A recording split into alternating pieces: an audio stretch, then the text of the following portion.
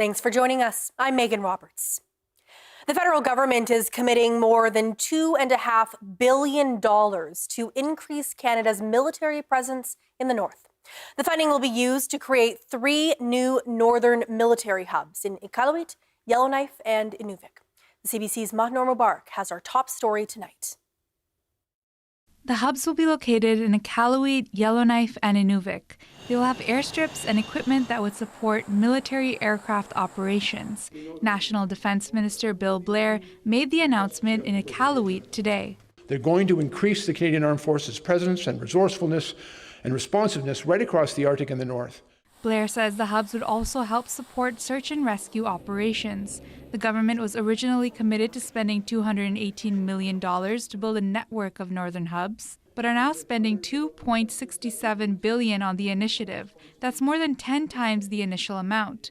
Blair says there is a strong sense of urgency to increase national defense in the Canadian Arctic now. Canadians want us to make the investment in our defense and our strength and resiliency to assert our sovereignty.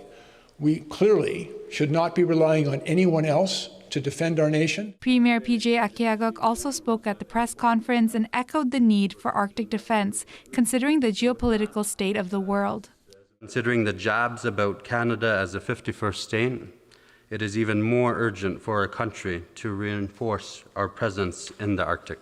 The mayor of Iqaluit says the establishment of the hub in the city is an important moment in strengthening Canada's Arctic presence. He says it would support search and rescue operations and reinforce sovereignty in the north, but work needs to be done alongside Inuit. For generations, Inuit have lived protected on this land, using deep knowledge of environment to navigate its challenges. As this new hub is developed, it is essential that Inuit voices, expertise, and partnership help shape its success. Blair says the hubs mean more military personnel will be brought into the Arctic and is in conversation with the Premier on how to do that effectively without straining resources like housing, healthcare, and power. The minister gave no indication of when the hubs would be completed. His office says work will be done to determine the exact infrastructure needed for the hubs. Mahnur Mubarak, CBC News, Iqaluit. Northwest Territories Premier R.J. Simpson is applauding today's announcement. He says the lack of Arctic security is a hot topic right now, especially with increased tensions between the U.S. and Canada. Earlier today, Simpson said that long-term, sustained investment in the North is necessary to ensure security. It's clear to everyone that there needs to be more military presence in the North. We hear that from the president when I was down in Washington. We spoke to many Congress people, senators, business people, and all allies to Canada, Americans, but allies to Canada, and they were concerned about the security in the Arctic. So I relay that message to Ottawa. I had a call with the Minister Blair yesterday, the Minister of National Defense, and since the first time we spoke, I guess early last year, until now, I've seen the progression in their thinking and how they see supporting sovereignty and security in the North. And it is through having strong communities, prosperous communities, having infrastructure in place. And so that's the message that they're now repeating. That's NWT Premier R.J. Simpson. The Yukon Legislative Assembly kicked off its spring sitting today. The Yukon government made the first move, presenting a budget aimed at handling population growth at an uncertain time. Joseph Ho reports. The budget has dropped in the Yukon, and it's a $2.3 billion spending plan. Revenues are up. That's largely thanks to transfers from the federal government. All in all, the Yukon government is projecting an $82 million surplus. Some of the spending was expected. A $10,000 fertility tax credit was part of the confidence and supply agreement between the governing Liberals and the NDP. The government also made a flurry of pre-budget announcements. An extra $5.2 million for the RCMP, the Yukon Hospital Corporation getting $140 million this year. Perhaps not so expected, a $118 million loan to the receiver of the Eagle Mine. The government is spending $478 million on capital projects. Some big ones include upgrading the Eric Nielsen Airport. That's about $75 million. Then the Sutton Bay Bridge, that's set to be complete this year. That could be another $40 million. And up in Dawson, person. There's up to $15 million for a recreation center over there. The Yukon population is growing fast, and Finance Minister Sandy Silver says this budget is about responding to the pressures that come with growth. More people means more demand for services, and they put more demand on our infrastructure. For health and social services, the budget for that department is going up $88 million this year. Silver also says it's about planning for the unknown. This budget includes $75 million in contingency. It's for covering the costs that come with responding to climate change or unexpected healthcare costs. And of course, there's $1 million for businesses if they are harmed by those U.S. tariffs. This is, of course, an election year in the Yukon, and that vote needs to happen on or before November 3rd. Budgets are confidence motions, so if this one doesn't pass, we could be going to the polls earlier than that. Joseph Ho, CBC News, Whitehorse. NWT MLAs brought forward 2 motions today, both related to health care in the territory. MLA Kate Reid asked for an investigation into 3 recent deaths, and MLA Kieran Testart asked for a policy that allows critically ill patients to have a non-medical escort during emergency transportation. The CBC's Natalie Pressman was looking into all of this for us, and she joins me now with more. So Natalie, let's go over both of those motions, starting with the first one. Well, Megan, in the first 6 weeks of 2025, 3 people have died. That's Wesley Marcellus, Hillary Norwegian, and Avery Burke. They all died in the date show, all of them under 50. And what MLA said in the House today is that those deaths were preventable. We don't know very much about the circumstances, but MLAs are asking for answers on behalf of the families and also for the sake of equitable healthcare across the territory, not just in the bigger communities. Here's how Kate Reid explains why she made the motion. The communities and families of those who passed want this issue to be finally addressed, once and for all. These 3 individuals did not have to pass away. If the system worked properly, we would not have these highly preventable deaths. These communities feel that the system does not care for them. They feel that they are not important. So this motion calls for the health minister to appoint someone to investigate these deaths and then to table any recommendations that person makes in the House. Okay, so the second motion had to do with non-medical escorts for emergency travel. Explain to us about that. This motion is really all about compassion. It's compassion for people in critical condition. It was pointed out that, you know, if someone is well enough to go on medical travel through a regular commercial flight, they could be eligible for a medical escort. But if their condition worsens to the point of needing a medevac, suddenly they're not eligible. And, you know, the health minister pointed out that there are some fair reasons for that. Space in the actual vehicle or aircraft is one, cost is another. But what members are saying is that the territory might come up with some creative solutions. So an escort maybe isn't in the medevac helicopter, for example, but maybe they're able to meet their loved ones at the hospital or whatever it may be. And MLAs pointed out that doctors and nurses themselves say these escorts are important. Here's how Kieran Testart explained why. They are necessary in assisting a patient to navigate unfamiliar airports, cities, and hospitals. Often they are needed to understand paperwork, documental, and plans of care. They provide valuable emotional support for patients dealing with tough diagnoses and painful conditions. For Indigenous patients in particular, especially those who are elders, they are necessary to provide cultural assistance and translation. So both of these motions passed today, and now the government has 120 days to respond. Okay, thanks for all your work on this, Natalie. Thanks. Ottawa has reached a proposed settlement in a class action lawsuit with survivors of so-called Indian hospitals. A warning, this story contains distressing details. The hospitals were substandard health centres. Inuit, First Nations and Métis were sent there, separated from the rest of Canadians to get treated for tuberculosis. Between 1936 and 1981, the federal government operated 33 of those hospitals. The survivors allege physical, sexual, and psychological abuse. This settlement will not erase the pain.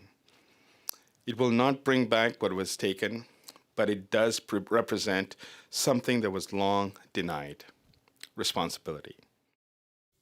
If the settlement is approved by the courts, the federal government will provide compensation to survivors up to $200,000 each, depending on the level of abuse suffered. The proposed settlement also includes the formation of a foundation and money for research and commemoration to preserve the history of the institutions. As we mentioned, this is a proposed settlement. It still needs to be approved by the courts. A hearing for that is scheduled in June. Now, Anne Hardy is the main plaintiff for the class action lawsuit in this case. She says she chose to be part of this whole process because she wanted Canada to finally acknowledge what happened. Hardy shared her story today, and we'll share it with you. But first, a warning, she talks about sexual abuse. My name is Anne Hardy. I am a Métis. I was born in Fort Smith, Northwest Territories. I was just a child, 10 years old, when I was admitted to the Charles Council Hospital. I was admitted because I had TB and was supposed to be there to heal. But instead, I experienced fear, isolation, and trauma that has stayed with me for decades. I felt alone and isolated throughout my time there. I was repeatedly sexually abused by staff members. I witnessed other patients being sexually abused. As a result, I was terrified of staff. Racist, sexual, and offensive comments were part of my daily experience there. I was in the hospital from January to May of 1969. I left the hospital physically, emotionally, and psychologically battered. The abuse I suffered and witnessed changed the entire course of my life. I know that my story is not unique. I am not alone. Too many of us, and too many Indigenous children and families carry this pain within them. If you or someone you know needs help, there's support. You can call the Hope for Wellness helpline at 1-855-242-3310 or the Nunavut Kamatsiaktut helpline at 1-800-265-3333.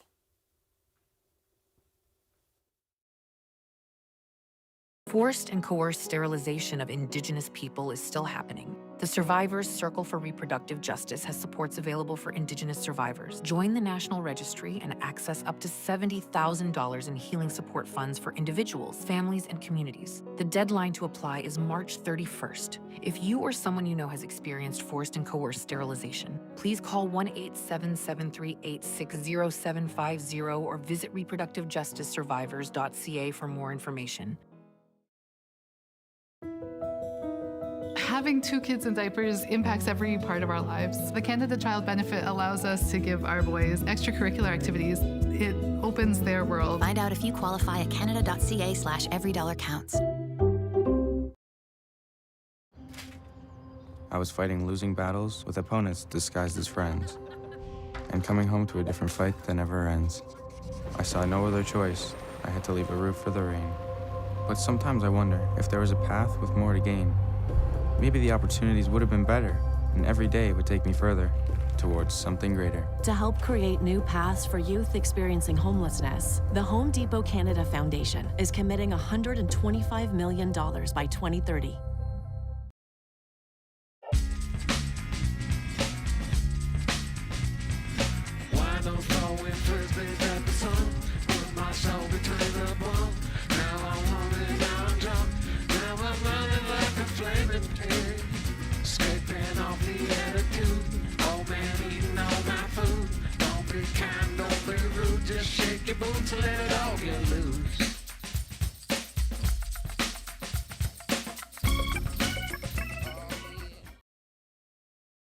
You are finally here. Come on! Just talk to me. Woo! all you have to do is look. Nothing can stand in your way. Are you still nervous? No, not anymore.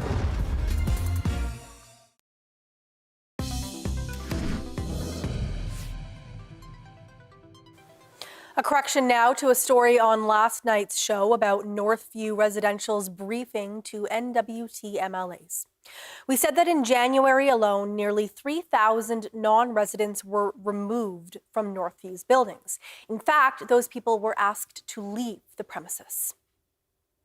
Canada's Deputy Auditor General says he's disappointed that more progress has not been made in fixing child and family services in Nunavut. A new report from the Auditor General is shedding light on how much work still needs to be done. TJ Deere has the details. This is the latest report from Canada's Auditor General on child and family services in Nunavut. It's a follow-up from the one released 2 years ago. It says while things are improving, the picture is still bleak. As part of a prepared statement, Deputy Auditor General Andrew Hayes said initial actions and steps have yet to produce appreciable changes to outcomes for vulnerable children and youth. When taking questions from reporters, he said the government of Nunavut's Ilakitsjarnik Strategic Action Plan shows that they want to fix the issues. However, what we would recommend is that the department focus on prioritizing the actions that will have the most impact and improve outcomes for children, youth, and families. Hayes also said their reports usually contain recommendations on what to do next, but this report doesn't have any, and that's by design. He said the ones from their 2011 and 2014 reports are still relevant. It should be taken as a serious signal that our office chose not to make recommendations. Nunavut Family Services Minister Margaret Nukashuk said she wasn't surprised by what was in the report. She also said the department is expecting to get more support. We've been approved for 34 new positions, and when we get through this committee of the whole, we're expecting a lot more money to come through to help support us to build stronger in the future. The Auditor General will be performing regular updates on the situation. Hayes said their next report is already being planned, and it's expected to be released within 2 years. TJ Deere, CBC News, Iqaluit. In many Northwest Territories communities, the government is the main provider of housing. Now, one MLA is asking what role housing authorities should play to limit evictions during the winter months. Avery Zingle reports. Decho MLA Cheryl Yakalaya asked Housing Minister Lucy Kuptana why her constituents are receiving eviction notices during the coldest months of the year. NWT Housing says that it has evicted 7 tenants from public housing in the winter. Yakalaya asked Kuptana about NWT Housing's eviction policies. I have heard from other constituents in housing in Decho communities who have received eviction notices during the winter. I want to know why these evictions are happening now during the winter months. Many of these people have arrears, but they're willing to pay to stay in their home. I want to know how we can help these people. Kuptana said eviction is a last resort. There is no policy to not have evictions in the winter months. The minister or Housing NWT could consider compassionate grounds, but it depends on the circumstance. Kuptana said local housing organizations tell tenants of violations and work with them before applying to the rental office. Since April 2024, it has applied to the rental office 121 times, seeking orders to evict tenants. 21 of those applications were in Hay River. Lisa Thurber-Tetso leads the NWT Tenants Association. She says the concept of maximum rent, which is about 19% of a person's income, can easily put people behind. And she says tenants don't often see progressive measures before being evicted. Those workers are supposed to be working with the file to help prevent evictions, to keep them in their unit. And when I'm asking, where is the work that you did with this tenant? The tenants always come back as, I've never heard of any such thing, and nobody reaches out to me. She says tenants often get eviction notices, but don't know their rights and don't have a lawyer. The hearing's intimidating, then they don't go to the hearing, and then somebody's making that judgment call for you. NWT Housing says it refrains from carrying out evictions in December on a case-by-case basis. A spokesperson said tenants can ask for rent reassessments if they feel that their rent does not match their income. Avery Zingle, CBC News, Yellowknife. A judge has dismissed the Yukon government's case against the territory's Environmental and Socioeconomic Assessment Board. The government took YESAB to court after it recommended against a project in the Southern Peel watershed. Jackie Hong has more. A recommendation is not a decision, and only decisions with real impacts should be subject to court intervention. That was a key takeaway from Chief Justice Suzanne Duncan's decision. The case centers around a proposed exploration project at Michelle Creek. YESAB's designated office found it would have serious impacts on environment and First Nations wellness that couldn't be mitigated. It recommended against allowing the project to proceed. The Yukon government asked for a judicial review of the recommendation. It claimed it was unreasonable and unfair. Duncan, however, found there was no basis for her to intervene. That's because the recommendation isn't binding in any way, and the government has other avenues, like consultation, to address its concerns. The case marked the first time the government has ever taken YESAB to court. Two First Nations, the Attorney General of Canada, and the company behind the project also got involved. The chair of YESAB told CBC News that the board appreciates the decision. Meanwhile, leadership for the First Nation of Nacho-Nag, Dun and Tronaqhuitchin say they're delighted by the ruling. Jackie Hong, CBC News, Whitehorse. The federal government has appointed a lawyer and former politician to address Giant Mine's legacy in the NWT. Murray Rankin takes on the task as a ministerial special representative. His appointment was announced today by the Minister of Crown Indigenous Relations and Northern Affairs, Gary Anandasangri. Anandasangri says Rankin will be tasked with assessing the impacts of the mine on historical treaty rights and exploring potential pathways to resolution. Rankin is a former Minister of Indigenous Relations and Reconciliation for BC. He's also a lawyer with expertise in Indigenous, environmental, and public law. Rankin will provide a final report next year. The federal government announced more funding today for a school food program. It's pouring another $7.4 million into the Northwest Territories' Healthy Food for Learning program. The money will be spent over 3 years. It'll be used to purchase new kitchen equipment, hire staff, and increase the availability of traditional foods. Every single one of our schools already has a food program in it that has been around for a decade now.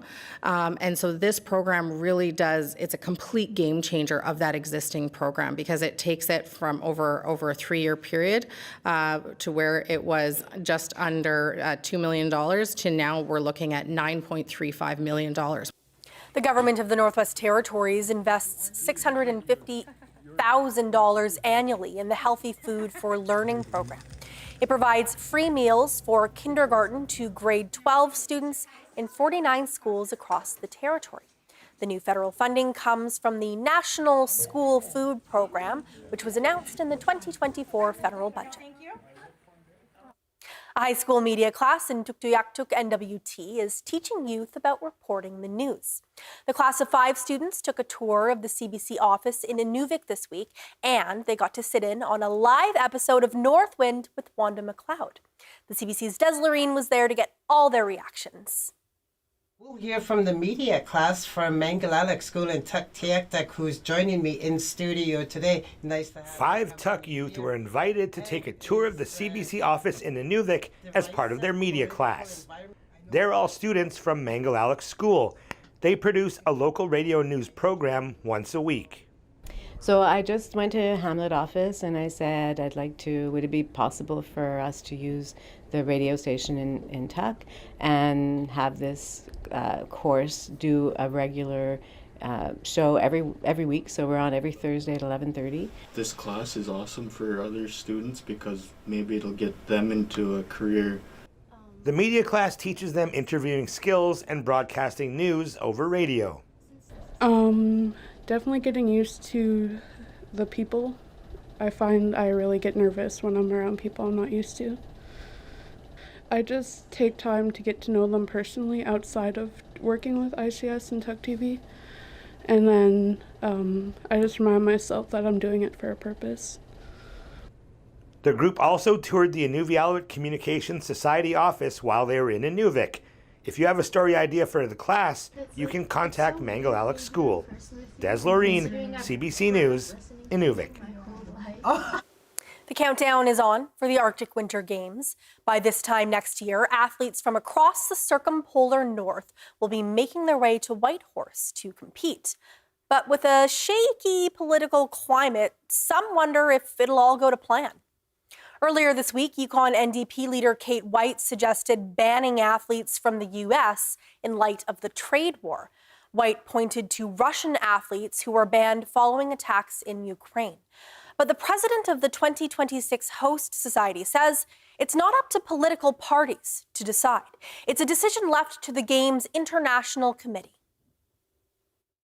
You know, for many young participants, the Arctic Winter Games is their first and possibly their only major competition that they'll ever be a part of. So we believe that it's especially critical in the Arctic regions where youth face disproportionately high rates of substance abuse, self-harm, suicide.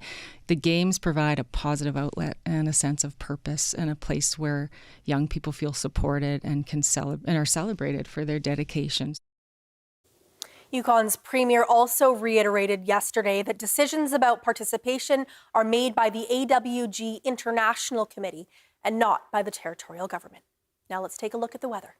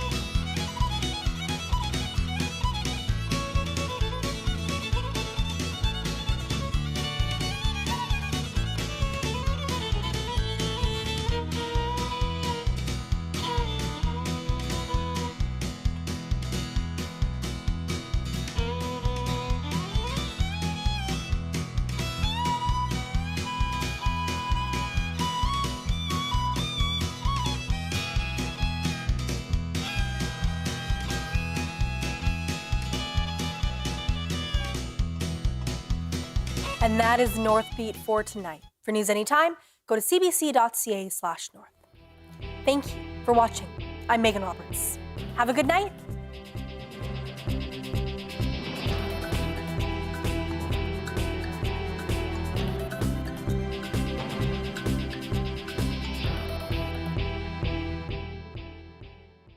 In your once stolen vehicle in West Africa. That is crazy. Jumped in a car and then off they went. I want my truck back. 300% increase in auto theft. 300%. It's organized crime, well financed. They are selling vehicles that are insecure. They're working on it. We hear that from a lot of automakers. Yeah. We think we found your car. Oh my goodness.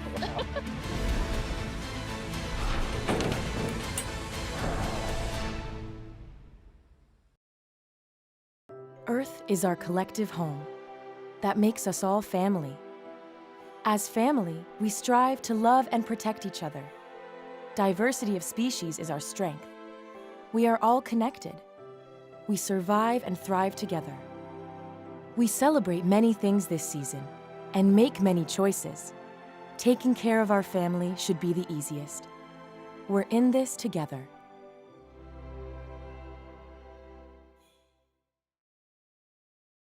One good scheme deserves another. Stay on him. I feel we may be in for a challenging few days. Cheers. Cheers. 12 new records for a penny. Sounds too good to be true. It's not a scam. Cancel anytime. It's all in the fine print. You're going to end up on the hook for a lot more. You think I'm stupid? I used your name to sign up.